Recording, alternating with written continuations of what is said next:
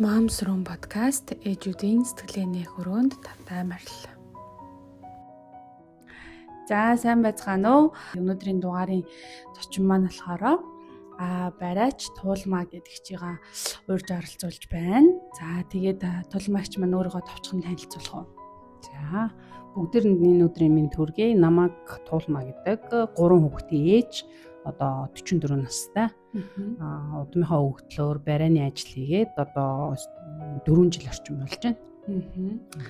За тэгээд туулмаагчтай би болохоор сэтгэл зүйн төвийнхаа нийлтэн дээр анх удаа танилцсан. Тэгээд тэрний дараа үйлчлүүлэгч нь болоод одоо ингээд барай засал хийлгээд явдаг байгаа. Тэгээд барай заслын үеэр ингээ аюу олон яриануд өрнөдөг. Тийм болохоор ингээ туулмаагчийнхаа түүхүүдийг сонсоод 3 хүүхдээ өсгсөн тухай тийм аюу олон сонирхолтой түүхүүд ярьжсэн болохоор энэ подкаст маань үнэхээр оролцох ёстой хүн байна гэж бодсон болохоор ингээ оруулж байна. Тэгээд зөвшөөрсөнд маш их баярлалаа. За тэгээд өнөөдрийнхөө подкастаар бид маш олон сонирхолтой сэдвүүдийг ярилцсанаа гэж найдаж байна. За тэгээд хамгийн ихний асуулт маань ерөнхийдөө ээж босон түүхээс эхэлж байгаа. Тэгэхээр та хэдэн настайдаа ээж болж исэн бэ? За тэгээд мэдээж 3 хүүхэдтэй те 3 хүүхэд болгон дээрээ ямар одоо сэтгэл зүйн байдал нь ямар байсан, хэрвээ хэцүү байсан бол юу тусалж исэн те бас хамгийн сайхан жаргалтай үеуд нь юу байсан талаараа хуваалцаач. За би анх 29 настайдаа ээж болж исэн. Ер нь нэлээд жоохон хожуу одоо ээж болсон л гэсэн үг. Тэгээ тэр үедээ одоо ажил карьер гэдэг юм уу ямар тач нэг тийм зөвлөх өгвөл нэлээд хожуу оройтож ээж болсон. Тэгээд мэдээж нөгөө ээж болно гэдэг бол тэр үедээ одоо хамгийн аз жаргалтай мэдрэмж шүү дээ. Тэгээд манай хүүхдүүд ч одоо 2 насны зөрөөтэй. Тэгээд одоо бодоод хахад ер нь ингээл нэг юм ямар нэг юм амрах гэдэг юм өөрийгөө юм тамир тэнхээтэй байх ямар ч заав ерөөсөө өгөхгүйгээр ер нь ингээд нэг ойрхон хугацаанд ер нь жирэмслээд гэх юм ингээд дараалал 3 хүүхэдтэй ер нь болсон.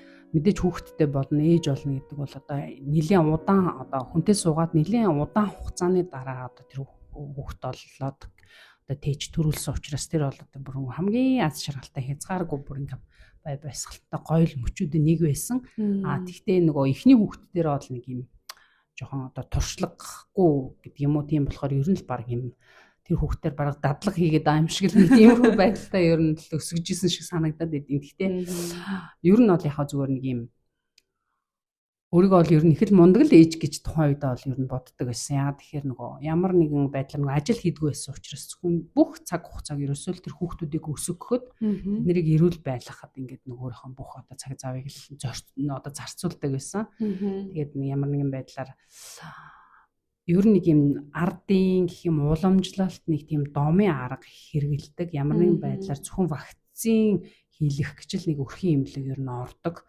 Хизээч хүүхдээ ямар нэгэн байдлаар ингэж нөгөө болж өгөл имлэг рүү ингэж авч явахгүй байхыг хичээдэг нэг тийм байнгын юм асаргаа тордлогоо үзүүлж идэг гэх юм нэг тийм ээж байсан л ер нь их сайн санаад байдаг да. Яг хөө тэр байдал магадгүй зүгээр одоо энэ барайч болох гэдэг юм уу тэр өгөгдлүүд маань тухайн үед миний одоо гений хувьд гэдэг юм уу мэдээллийн хувьд байсан учраас магадгүй тэр нэгээ тухайн үед их идэвхтэй одоо илэрч гарч исэн ч байж болох юм гэж ер нь л бодоод идэгин. Тэгээ хүүхдүүдээ ер нь л их л сайн асарч өсгсөндөө ер нь. Яг хоо эхний хүүхдтэр болвол сэтгэл зүйн байдал бодоод хахад ер нь нөгөө их аятайхан тайван байсан бэлээ. Тэгэл нөгөө том хоёр маань 8 сарын зөрөөтэй. Тэгээд 2 баг маань хоорондоо 2 5 сарын зөрөөтэй. Тэгэхээр ер нь бол нэг ой хүргээл жирэмслээл тэгэл дараагийнхан төрүүлэл байнгын ингээд тасралтгүй одоо ботход нэг 8 жил хүүхэд хөхүүлсэн байдیں۔ Ер нь завсарт нь тэгээд нэг төрөхгөөд нэг хэдэн сар завсарлсан юм шиг байгаа янз. Тэгэл ингээ байнгын нэлийн их сүйтэй ч байдаг байсан. Тэгэл ингээл байнгын л ингээл нэг ялах хүүхэдтэй хөхүүлээл ингээл нэг тиймэрхүү ойролцоогоор нэг 10 жилиг бол ер нь ингээл байнгын бага насны хүүхдүүдээ ингээл асраал тэгэл өнгөрөөсөн л гэдэг. Сэтгэл зүйн хувьд бодоод хахад яг нэг юм 2 хүүгийн хооронд гэх юм уу одоо баг нь дунд хүү маань төрчөөд тэгээ нөгөөтг нэг юм 8 сартай хүүхдээ байгаа шүү дээ. Тэр үед ер нь нэг юм айгүй юм огцсон юм жоохон ууртаа гэх юм уу ингээд нөгөө уучраа болохгүй нэг 8 сартай хүүхд гэсэн чинь нэг дөнгөж төрсэн нэг хүүхдтэй тэр үед л би ингэж нэг юм жоохон юм цочирдчихсэн гэх юм уу одоо яах учраа олохгүй байжсэн яг тийм үе надад яг тэр үед л ер нь тохиолдчихсэн байдیں۔ Тэгээд яг хөө эхнийх дээр мэдээж тодорхой хэмжээний туршлага сууж байгаа ч гэсэн яг ингээд нөгөө ялгаагүй хоёр адилхан ялах хүүхэдтэй болчихж байгаа байхгүй. Мэдээж манай ээж ирээд туслаад нөгөө ингээд асралцаад гэдэг юм уу тэгдэг байсан. Гэхдээ тэр нөгөө байнгын хамт амьдрахгүй учраас нөгөө тодорхой хугацаанд асарч тойголоод ингээд нэг ийм байдаг шүү гэж хэлж өгчөөл тэгэл нөгөө буцаад гэрлүүгээ явчихын тэгэл нөгөө ихэнхдээ хүүхдүүдтэйгээ үлдэн нөхөр бол нөгөө ажилтаа гэдэг утгаараа өглөө гараад орой орж ирж байгаа шүү дээ. Тэгэл нөгөө өөрөө л ихэнхдээ тэр хүүхдүүдтэйгээ цагаа өнгөрөв. Тэгээ дээрэс нөгөө одоо 29-т төрөлт гэдэг чинь ер нь бас нэлээд хожуу төрөлтөнд орж байгаа юм чи. Тэгээд нөгөө насны байдлаас шалтгаалт юм уу эсвэл миний хувь хүний онцлогоос шалтгаалт юм уу? Би ингээд нөгөө хүнд нэг юм хүүхдэд найдаж үлдээдгүй төрлийн хүн гэх юм уу? Заавал ингээ өөрөө нөгөө яс ингээл хүүхдтэйгээ үзээд идэг. Ямар нэгэн байдлаар хинээс ч тусламж авахгүй тэгж л өсгсөн ер нь бол. Тэгээд тэр үед одоо яг ингээд нөгөө магадгүй зүгээр нөгөө анхны хүүхдээ ингээ хитрхи инхрийлж бөөцөөлж одоо өсгөх гэх юм уу тэр ингээд нөгөө ерөөсөл бүх юмны оройн ориглон тэр хүүхд байгаад байгаа шүү дээ. Ер нь бол тэгсэн чинь нөгөө гинт ингээ дүү гараад ирсэн чинь нөгөө хүү маань ингээ чочирдоод гэх юм уу. Тэгээ би нөгөө ингээд яг нэг эмчийн хяналтанд нөгөө гурван одоо байж байгаад ингээд нөгөө төрүүлж байгаа байхгүй. Тэр эмч манаас нэлийн мундаг юм олон жилийн туршлагатай хүн байгаад. Тэгээд нөгөө хоёр дахь хүүгээ төрүүлэнгүүтээ нөгөө том хүүгээ би ингээ ихний төрөөд эмнэлгээс гарч ирэнгүүтээ 10 хоног аавтаа тусад нь унтуулцдаг байхгүй юу. Тэгсэн чинь нөгөө хүүг чи ингээ хилд ороод тэг ингээд нөгөө нэг ингээд өөрөө хоолоо идээд ингээ памперснаас гарцсан байсан хүүхд чинь буцаад бүр ингээд нус нулимс бүх юм нь гоожоод ханаад хүрээд памперсанд ороод эргэж соосог өгөөд ярихаа байгаад ингээд бүр ингээд аюу сонирн болдог байхгүй юу. Тэг би бүр гайхаа ямар сонирн миний бүч ингээд дүүтэй болно гэд нэлээд гайгүй бие даацсан байсан хүүхдтэй яаж байгаа юм бол гэх. Тэгээ нөгөө эмчрүүгөө яриад хэлсэн чи хүүхэд ингээд юу битгэрсэн биш та наа чи хамт нөгөө унтж байгаа юу шүү дээ. Би ингээд нөгөө дүүг нь хөхүүлээд ингээд нялах юм чи ингээд тэгээд хүүгээ аавтаа нутулцгч чи болохгүй шүү дээ чи наа чи ингээд нөгөө аюу юм эрхэм нандан гэж өсгөжчихсэн гинт ингээд нөгөө өөр хүүхэд гарч ирээд тэгээд ингээд дүүгээ дүүтэй боллоо гэдэг нөгөө одоо нэгсэндээ тэр хүүхдийн сэтгэл зүйд би нэг базрын жоон гэмтэл өвчрүүлсэн л болж таарад байгаа байхгүй одоо бодоход.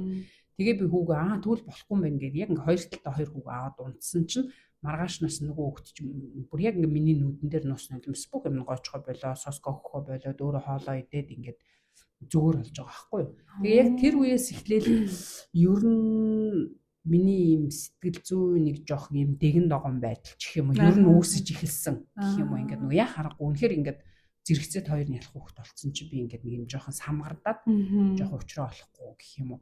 Гэтэ одоо ер нь ингээд бодоод хүүхдүүд ингээд том болчихж байгаа шүү дээ. Одоо бодоод хахад тухайн үед ингээд яг нэг юм би өөрөө нэг хитрхи их ингэж нэг ойрхон төрсөн учраас ядраад тэгээ би махбодын хувьд би аюу ядрал авсан байгаа байхгүй. Тэгээ тэрийг ингээ бүрэн гүйцэд нөгөө нөхөж амжихгүй. Тэрнээсээ болоод ингээд нөгөө нэгэнт махбод одоо юу гэдэг мах би өөрөө ингээд нөгөө ядралтай хямралын байдалд орчхоор бид нар угаасаа юм сэтгэл зүгөө ч гэсэн зохицуулахад аюу юм жоохон асуудалтай болдог болж таарад байгаа байхгүй. Яг тэр л нөхцөл байдлыг ер нь ингээд юм хоёр хүүгээ баг байхад л ер нь жоохон туулж өнгөрүүлсэн гэх юм уу. Тэгтээ ер нь яг зүгээр нэг юм хүнээс тусламж гуйдгүй байсан тал нь нэг талдаа одоо өөрөө ингээд нэг даван тулахад айгүй зүгээр ч юм шиг нөгөө талдаа бол нөгөө бас яг ганцаархна ингээд нэг юм тулахаар ямар ч хэсэн хэцүү шттэ. Тэг яг хоо миний тавилан байсан бах гэж бодвол тэгэл ер нь бол нэг одоо бол харахад гоё л байдаг л та ямар ч хэсэн хүүхдүүд эрүүл сарууд өсгцэн байтахан байсан. Тэгтээ тэр үедээ нэг юм одооных шиг ингээд чөлөөтэй ярилцдаг ч гэдэг юм уу эсвэл ингээд сэтгэл зүйн байдал дээрээ хүнээс ямар нэгэн тусламж дэмжлэг авдаг гэдэг тийм ямар ч ойлголт ер нь байгаагүй гэх юм уу. Өөрөө л за миний л тавилын юм чинь би л өөрөөтэй сонгоод энэ хүүхдүүдийг төрүүлсэн. Би л өөрөө ээж болсон юм чинь энийг би өөрөө ингээд даван туулах ёстой гэсэн яг нэг тийм зарчмаар л ер нь өнгөрсөн дөө. За тэгэхээр 3 хүүхдээ гаргаад тэгээд ингээд сэтгэл санааны байдлыг юм тогтворжиж ирсэн үеийн таны хувьд хизээ байсан юм шиг санагдчих. Манай одоо дунд хүүг ой 5 сард тахт манай ээж дархнаас манад ирж амьдэрсэн ер нь бол. Тэгэхээр нэгсэндээ би нэг юм туслагчтай болчихж байгаа байхгүй юу? Тийм байнгын ингээд нэг хүн ингээд хамт байдаг. Тэгээд ер нь тэр үеэс за нэг юм арай аятайхан болсон гэх юм уу? Тэгээд тухайн үед нөгөө бас нэг юм мэдээлэл олон янзын мэдээлэл аваад ч гэх юм ингээд нэг юм би ингээд бие организм хувьд нэлээх ядралд орсон байгаа юм байна. Тийм учраас ингээд нөгөө өөрийнхөө махан биеийг би нэлээх тордох хэрэгтэй юм байна гэдэг ингээд нэлийн олон ингээд нөгөө одоо өөртөө л жоохон сервис хийсэн бахна шүү дээ. Тэгээд ингээд нэг арай гайгүй ер нь тамирт хийхээтэй болоод гэх юм уу. Тэгээд хүн ер нь ингээд өөрийн махан бие тэгээд дээрс нь бодол сэтгэл гэдэг юм ингээд нөгөө арай жоохон цэгцтэй болоод тогтворжоод ирэхээр сэтгэл зүйн байдал ер нь аягүй хайтахан доктортой болж эхэлдэг. Тэрийг яг би нөгөө ойрхон төрөөд өөрөө жоохон ядраад тэгээд дараа нь ингээд буцаад ингээд мэдээж тодорхой хэмжээний дараа тэр чинь ингээд сэхэл аав шүү дээ. Яг тэр үедээ л ер нь аягүйсаа ойлгосон ер нь. Тэгэхээр бас нэг юм жам ёсороо тий бие махбодын тэнхрээд ирэхээр дагаа сэтгэл нь бас сайхан болж байгааг мэдэрсэн юм байна. Тэгээ бас тусламж байсан учраас тий гэрт нь яг ирээд ингээд туслахаар шал өөр болж эхэлсэн юм байна шүү дээ. За тэгвэл одоо болохоор хүүхдүүд нь хэд хэдэн настай байгаа вэ? Одоо хүүхдүүд нь танаас одоо юуг одоо хүүхдүүдээ харж хүмүүжүүлэхэд те мэдээж том болсон хүүхдүүд чинь шал өөр асуудлуудтай өөр зүйлтэй тулгарч байгаа. Тэгэхээр одоогийн таны сэтгэл зүйн байдал хүүхдүүдийнхээ хүмүүжил дээр ингээд хэрхэн гарч ирж байна гэх юм уу? Хамаарч байна. Одоо хүүхдүүдээс болоод сэтгэл хямрах үед одоо том болоод ирэхээр ямар болдог вэ гэдэг талаар. Одоо бол баг нь 6 дугаар анги 11 настай, дундх нь 8 дугаар анги 13 настай, том нь 10 дугаар анги 15 настай. Одоо бол яг нөгөө манай ээж надад нэг тэгж хэлж ирсэн. Одоо бол чиний ингээд хүүхдүүд чинь ялах байх үед бол хамгийн аз жаргалтай үе чинь. Яг л над бол чин ямар нэгэн байдлаар өвдөхгүй. Тэгээд гидсэн цатгалан л бол ямар ч асуудалгүй. Ингээд асраа тоглоо те бүгдээр хамтдаа аз жаргалтай байгаад идэг. Тэгээд хүүхэд том болохоор том хүүхдийн проблем том байдаг юм ба. Миний охин одоо асуудалтай үе чи эхлэегүй байна гэдэг. Надад нэг тэгж одоо нөгөө ээжтэйгээ цай уугаал ярилцаа сууштай байнгын тэгэхээр нөгөө тэгж хэлжсэн байхгүй. Тэгэл тэр үедээ би аюу сайн яг би нөгөө өөрөө туулж мдээгүй учраас тэр чинь ингээд нөгөө ямар ч ойлгох боломжгүй юм шиг тэр үедээ санагдаж байгаа байхгүй юу. Тэгээд уюун сони ингээд бодчихсон чи яг одоо нэрэл ээжи хэлсэн толгойн оройроо орно гэдэг шиг болж байгаа байхгүй юу. Яг манай хүүхдүүд харьцангуй нэг тийм одоо юу гэдгийг нөгөө байнгын ингээд хажууд нь мэдээч миний асарч ирсний бас нэг үүрэг гэж байгаа ш тэнд чинь ер нь хүүхдэрээ гэх юм уу ер нь ялхан сууч гэх юм уу нэг тиймэрхүү байхгүй юу. Тэгтээ одоо жишээлбэл ингээ өсвөр насны 8 дугаар анги 10 дугаар анги хоёр бандтай байна. Тэдний одоо жинхэнэ нөгөө эморлийнх нь гэдэг орчин үеэр бол эморлийнх нь үеийг эхэлж байгаа байхгүй юу. Охин ярьж гин, заримдаа оройтж гин, шалтгаангүй ямар нэгэн байдлаар дууга хурааж гин. Тэгээ эрэгтэй хүүхдүүд чинь жоохон томроод ирэхээр ер нь жоохон дууга болдго юм байна. Тэдний бүр яг төв цэг нь найзууд нь олчж байгаа байхгүй юу. Гэрт бол ямар тач одоо хичээлдээ явна. Тэгээ орой орж ирнэ, өрөөрөндөө орно, заримдаа нийлж уцаараа тоглоно. Тэгээд хоол идэхдээ нэг заримдаа ингээд нийлээд ярилцсан. Бусад үед ерөөсөө тэр утасны цаана байгаа юм уу? Одоо нэг бодол групп чат янз нээчдэг юм уу? Эсвэл нөгөө нийлээд тоглолтдог юм ерөөсөө тэр хүмүүс тэр одоо хүүхдүүдийн нэг юм анхаарлынх нь хамгийн төв цэг нь болчихж байгаа байхгүй юу? Би бол яг зүгээр нөгөө за ер нь өнөөдөр ямар нэгэн үйл явдал юу болов онц ноцтой юм болсон уу яасан сэтгэл зүйн хувьд ямар байна гэж зүгээр нэг юм асуугаад тэгээд тэр хүүхд өөрөө нэг хэлмээр санагдвал мэдээж ярина. Манай том хүү одоо 15 таа бол ер нь нэлийн нээлттэй. Байнга ингэж бүх юм одоо нөгөө илтгэж идэг гэх юм уу. Тэнд явж ийн ингэж ийн тэгж шүү би ингээд одоо оройтсон ч гэсэн ингээ хилдэг төрлийн гэх юм. Нөгөө 8 дугаар ангийн хүүхд бол ер нь жоохон дууга талтай.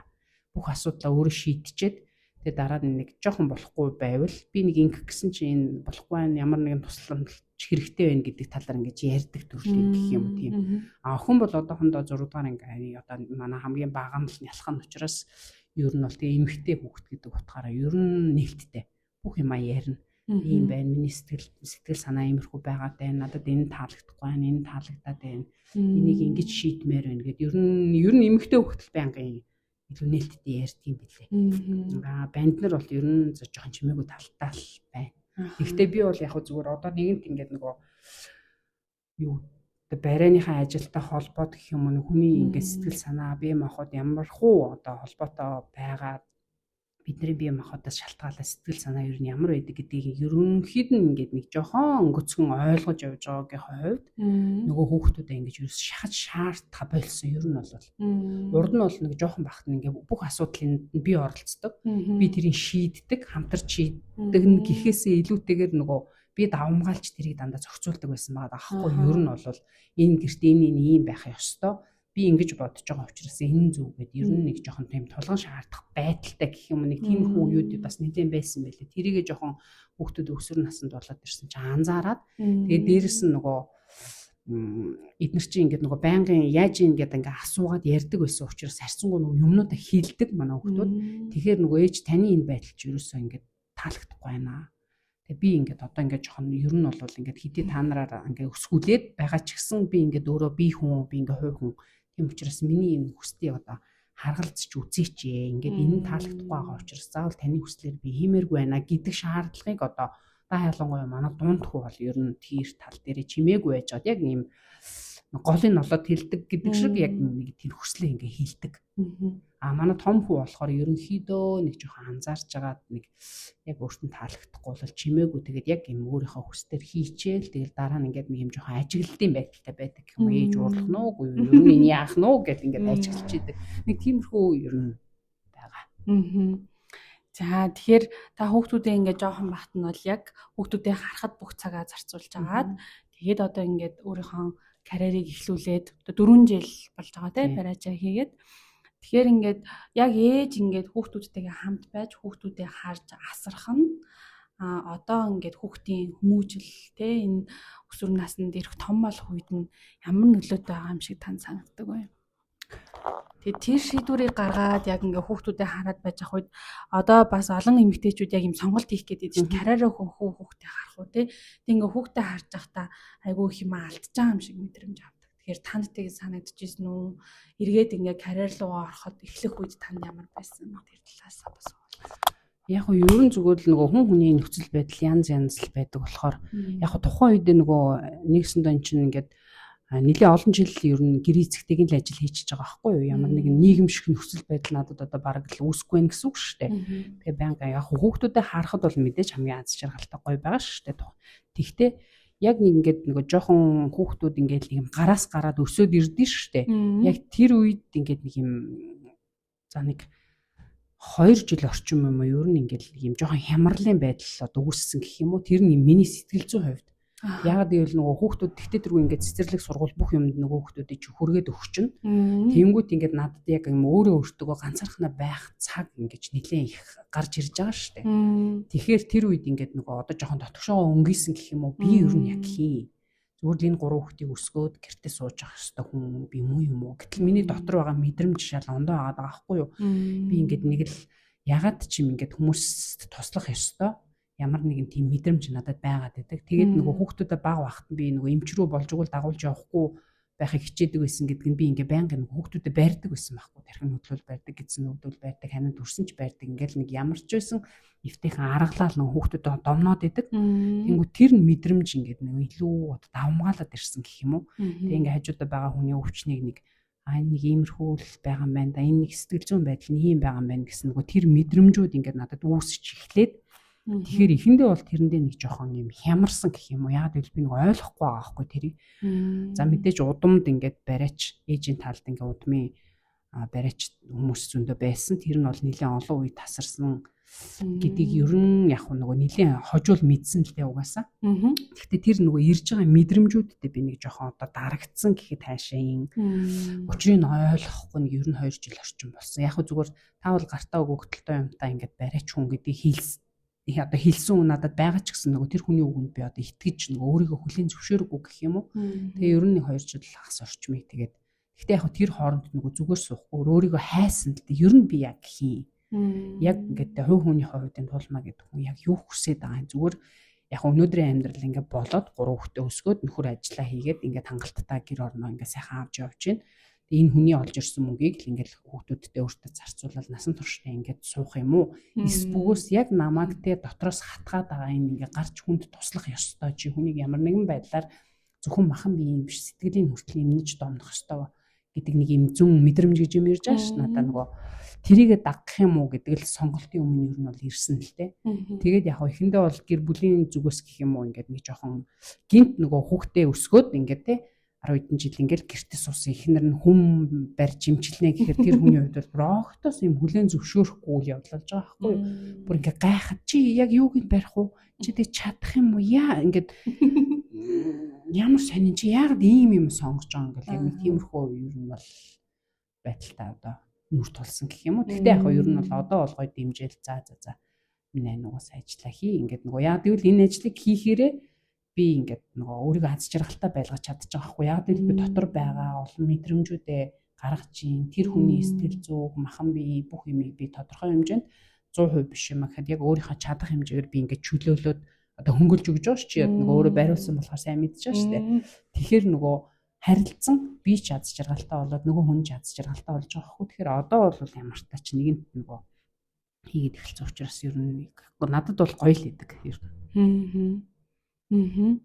За тэгээ би бас сайхан нэг уншижсэн чинь угаасаа сэтгэл заслын нэг хэлбэр бол ингээ барай заслаар явагддаг тухайн номон дээр яг бас би харж исэн. Тэгэхээр одоо ингээ барай засалт хийснээс хойш тань дээр орж ирж байгаа хүмүүс одоо энэ сэтгэл санааны хямралаас болоод бие махбод дээр нэ ямар шинж тэмдгүүд илэрдэг вэ? Яг тэрийг ингээ та одоо хэрхэн одоо барайгаараа дамжуулж эмчилж байгаа гэдгээ одоо таны зүгээс яаж мэдэрч байна? Нөгөө хүмүүс бас танд юу гэж хэлж байна те? Одоо ингээд хэдүүдэ барангууд одоо нэг тиймэрхүү бодит ингээд түүх таныг хаалцсан шүгсээд байгаа байхгүй ямар нэг тийм хүн байсан. Тэгээ тэр хүн барайнд яваад ийм зүйл мэдрээд би бас тэр хүн дээр ингэж ажилласан гэдэг түүхээсээ та нэг хаалцаач. Яг нь ер нь миний мэдрэмжээр бол одоо бид нар чинь тэгтээдэргүй ингээд нөгөө хэдий юм харагдаж байгаа байдал махан бие боловч ихэнх хэсэг нь энергийн бие байгаа даа шүү дээ. Тэгэхээр тэр энергийн биеийн дээр ингээд бидний юм бодлоос, сэтгэлээс ямар нэгэн одоо санаатай санамсаргүй авсан юм сэтгэл зүйн гэмтлүүдээс болоод юм сөрөг эрчмүүд гэх юм уу одоо хоригдлогддог гэж ер нь үздэг аахгүй юу. Тэгэхээр тэр сөрөг эрчмүүд яг махан биеийн дээр ер нь зангирал болж гарч ирдэг.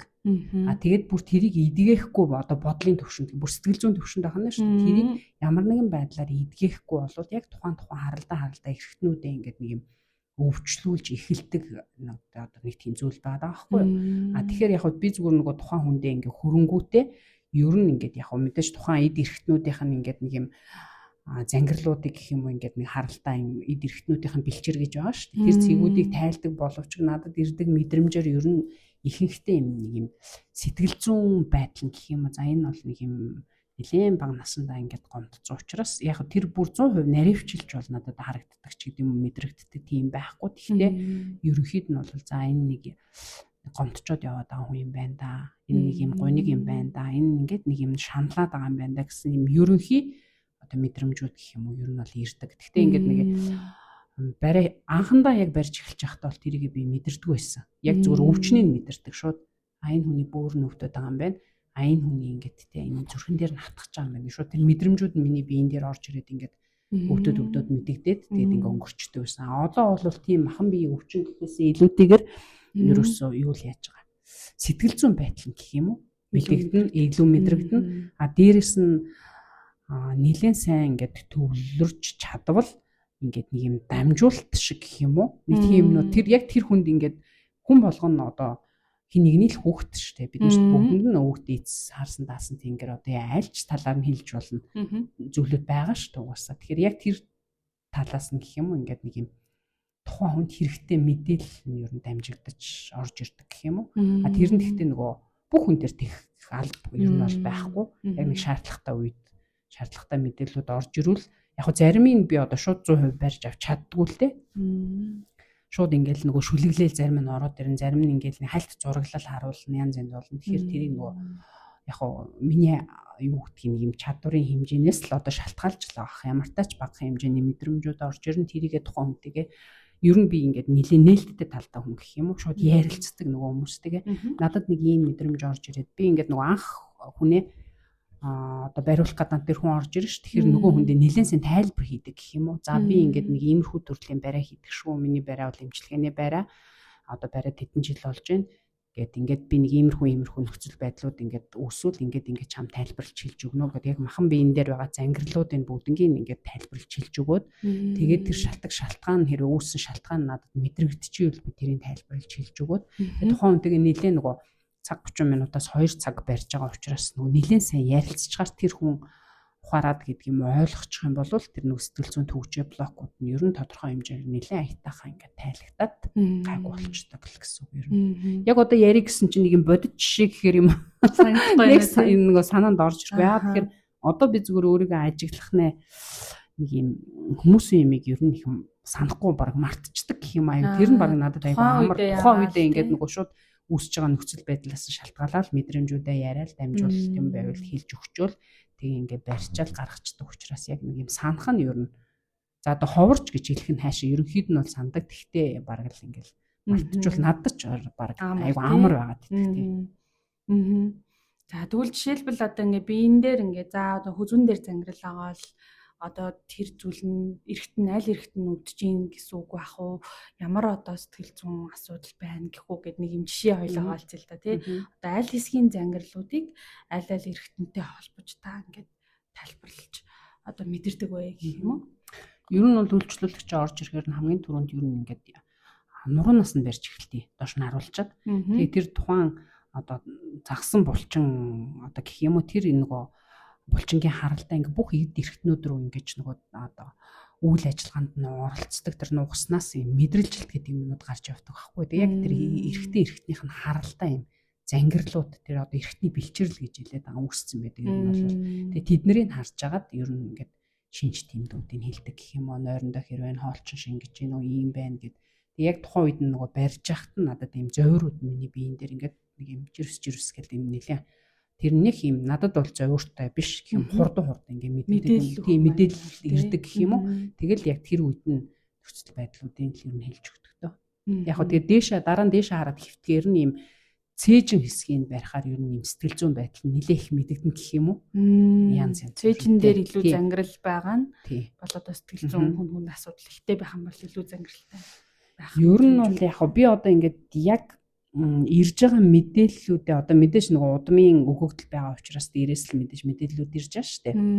Надад тайлбарлаж хэлдгээр ер нь юу гэдэг вэ гэхээр хамгийн нэмхэн юм хонхорхоо газруудыг аягүй сайн барьж өгөөрэй гэдгийг. Тэгээ тэр тэдний бүгдийг ажиглаад тахаар танд тунгалгын зангилаанууд байгаад байдаг байхгүй. Тэгээ би миний одоо уншсанаар гэдэг юм уу ойлгож байгаагаар сурснаар бол тэр чинь махан биеийн хордлогыг тайлаад байгаа шүү дээ. Тэр тунгалгын зангилаа. Гэтэл надад хэлж өгж байгаагаар надад ирж байгаа мэдээллээр юу гэдэг вэ гэхээр энэ тунгалгын зангилаа зөвхөн та нарын махан биеийн хордлогыг биш та нарын сэтгэлийн хорыг тайлдаг гэж хэлдэг.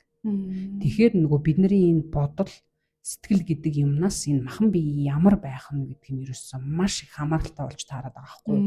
Сэтгэлээ тогтун, тайван, амгадан байлгаж чадах юм бол махан бие өөрөө аяндаа ямар нэгэн юм өвдөлт завиргүй. Гэхдээ амгалан байна гээл хөдлөгчгүй ингээл суугаад идэг бол мэдээч хөшөж хөөрөөд л юуд янз янзын шинж тэмдэг болно шүү дээ. Гэхдээ ер нь л гол нөхцөл нь өөрөө л нэг юм айтахан амгалан байна гэхээр тэр чи айгүй олон нөхцөл байдал шүү дээ. Угаасаа яг үнэхээр өөрийгөө таньж мэдээд байгаа юм уу?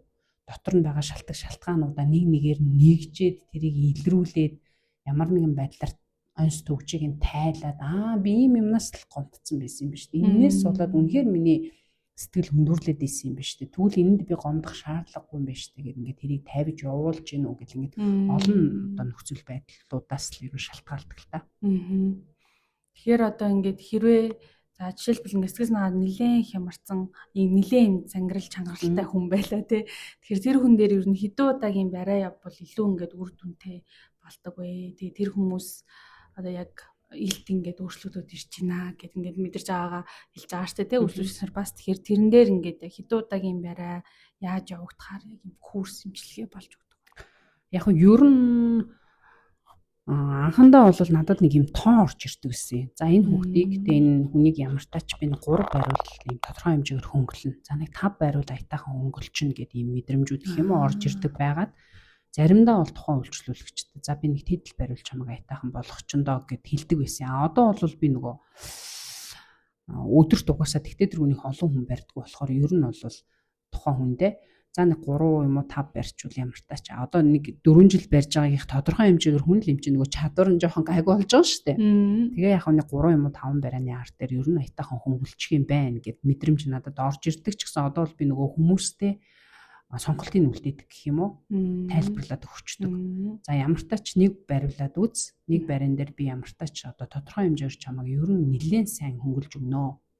Зөвхөн ганц махан биеийн хувьд ш энергийн хувьд сэтгэл зүйн хувьд ингээ бүх юм чин гоё хөнгөрөөд гарнаа. Тэг өөрийгөө ажиглаа таалагдаад ирмээр байвал дахиж ирж болно гэд нөгөө хүнд ингээ сонголтыг өгдөг гэх юм уу. Түүнээс ш ингээ заавал 3 бол нэг курс шүү 5 бол нэг курс шүү гэж нөгөө хүний цаг зав байна мөнгө байна тийм үстэй олон нөхцөл байдал байгаа шүү дээ. Тэрнээс нь одоо шалтгаалаад гэх юм уу. Тэгээд нөгөө хүнд ингээ сонголтыг өгнө. Тэгтээ ямар тач нэг юм хамгийн багадаа 3 барианы арт дээр ингээд тухайн ядаж зангирсан булчныг 50-60% та ер нь бол сулардаг. Тэгээ ингээд дараалан бариулсны дараа тэр хүн нэлийн урт хугацаанд ядаж нэг улирал ч юм уу тий 2 сар ч юм ингээд нэг юм бие махбодын зовиоргүйгээр их хайтаахан явах нэг нөхцөл нь бүрддэг гэх юм уу. Тэгээд тухайн хүн л ер нь сонголтын үлд идэгтэй. За тэгэхээр би бас өөрөө бариулсан хүний хувьд би бол яг ингээ 2 удаа нэлээд ойрхон анх бариулж хахад бол яг тэр аяг өөр дүнгийн мэдэрсэн. Эхний бариагаараа л хамаг юм ингээ сулраад бүр ингээ нойр хүрээд те яг тийм болж байгааг мэдрээ. Тэгээ дараагийн бариан дээрээ бас илүү гоё ингээ хөнгөрөөд байгаагаа бас яг мэдэрсэн. Тэгэхээр миний мэдэрснээр бол барай сайн хийлэг гэхээр нэг юм тамир тэнхий ороод те тэгээд ингээд хүчин тусах дархлаа сайжрах цусны эргэлтүүдийг ингээд нэг сайжруулад нэг бие махбод нэг айтаахан ингээ ажиллаж байгаа юм шиг мэдрэмж бол би яг авч ийсэн.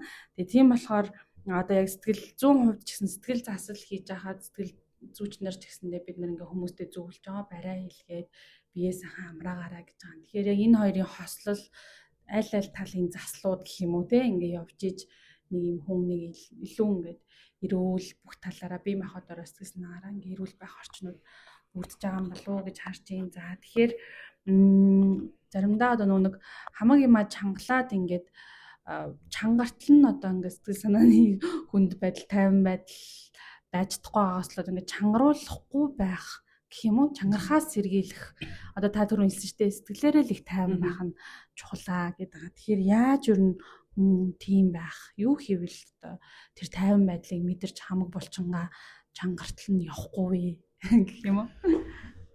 Одоо үгүй ядчил нэг юм өөрийгөө ажигладаг байх хэрэгтэй гэх юм уу? Юунд баярлаад байгаа юм? Юунд гомдоод байгаа юм? Яг дотор чи ер нь яг юу болохгүй юм. Тэгээ ингээд нөгөө жишээлбэл ингээд нэг юм үгээ залгидаг болсод орж ирдэг байхгүй юу? За би яах вэ? Ингээд нэг юм тэгэл ингээд яг юм одоодных нь нэг хэсэг дээр ингээд нэг юм зангирсан.